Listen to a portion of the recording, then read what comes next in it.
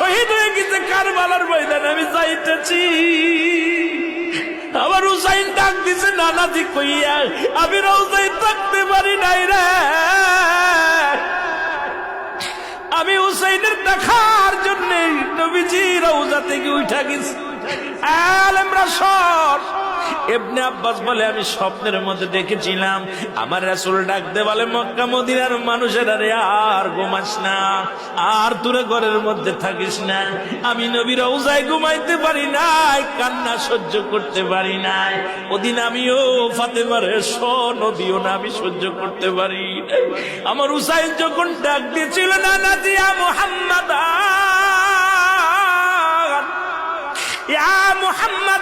যেদিন ডাক দিয়েছিল রে, সেদিন আমি নবী রওজা থেকে পাগলের মতো উঠে কারবালা পর্যন্ত চলে গিয়েছিলাম।